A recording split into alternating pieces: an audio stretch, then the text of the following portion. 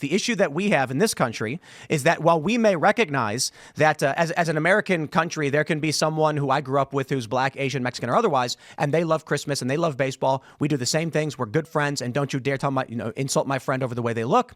The problem is white Americans have a net out-group preference, meaning they tend not to like white people.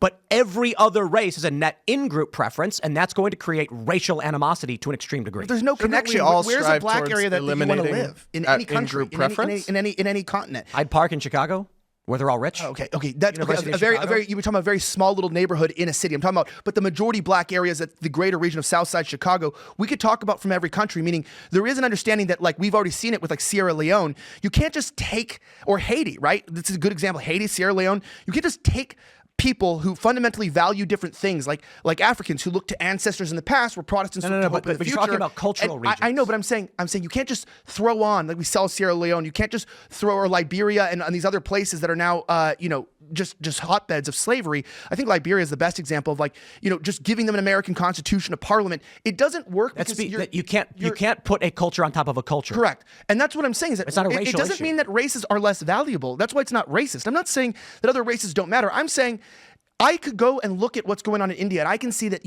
by the policies they're putting in place and the fight back against the government's trying to put hygiene policies in place for street vendors, and there's massive backlash if people don't know about this after all those viral videos on TikTok. It's been very bad for the tourism sector in India. That's not a race issue. No. But here's the deal. There is multiple things involved in this. It can also be religion, because I know the Pakistanis don't like them because they're unhygienic. So, there's not a lot of dissimilarity in genetic code between the Pakistanis and the Indians. Obviously, it's just a line made up by the British Empire. But my point of what I'm saying is that there still is a dispensation of these people to where, I'm going to say this in the Bible. We can take biblical reference because this is what it is. Like when you have Hagar and you have Abram, and you go down and you create this, you have the Jewish people coming from, like, Sarai and going down here, and then you have the Hagar, the Arabs, right, coming down from this side, and they both think that God's their promise. That's why we have the war going on in Israel and Palestine. I won't talk about that at all. My point is that they're both Semites. They both come from the same father, but they are very different. I would say that in general, Jewish people are much more sedated. You can go look at a Jewish protest and a pro-Palestinian Arab protest. Very different. Go look at Israel. Go look at an average Arab country that doesn't have, isn't a proletariat elite class taking oil money from the U.S.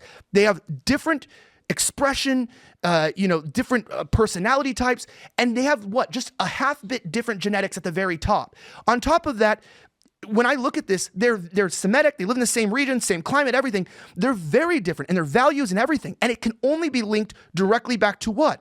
What they value is linked back to who they are, and who they are is their identity. It's linked to genetics. It's like they you just know argued that. against yourself. No, they know, but they know that themselves. They have a genetic, their main difference is genetic, right? They both think they have they both think they have promised the land. They both think that they have the blessing from Abraham. They both think they're in that position. It's not genetic.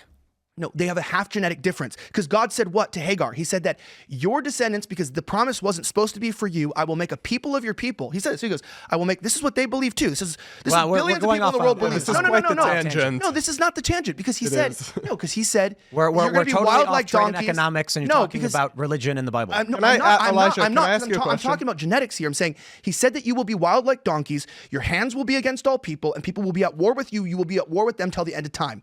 And what do we see with the Arab people? It is just constant war with the world, constant tension, and there is something about who they are and what happened with them that they have this problem. It's to this day, it's one of the main issues. Okay, culture, but he thinks he's a race essentialist, I think. He thinks people are defined in part by their skin color and their genetics. Determines who they are. Skin color is a phenotypic expression of your genotype, which is racist. Just truthful. I'm a biologist. That's literally truth. That's, okay. Can I ask Elijah a question? Yeah. Are Black Americans Americans? Yes. Okay. Can you explain what you said the other day where you were suggesting that wasn't the case? Yeah, no, I said that America was made to be a new European race. There was an ethnicity of Americans by our founders, which was a mixed, primarily Anglo-Celtic race, and there was even hard disagreements on whether Irish could be a part of that. There was disagreements whether Germans could be a part of that, and slowly there was a new European race like Australians, and you can read like with White Australia policy, our policy. Over time, we realized that, we do want to remain a European nation, but we have fundamental racial issues. We're not trying to bring over new black people, but we do have black people living here. What do we do with them? Well, it's wrong what we're doing because we're also not just a white country or European, we're also Christian. God does not want us to be treating people like they're slaves. He doesn't want slavery. We're not supposed to be treating people like this. So we've given them legal documentation. But in many ways, as you can see, there's still a very sharp difference. There's always outliers. There's always about 10 to 30% of black Americans who just assimilate well and have adopted the European mindset, but there's a lot that are resistant for reasons that probably are justified, where they want their own culture, and if you act white, if you act too European, they give you a lot of SHIT for that in their own culture. You see that a lot. Like, stop acting like this, stop acting too educated, stop acting white. You see that today with their fight against, being too white, being quiet in the workplace, etc. They tie our culture in with our skin color. That being said, they are American citizens.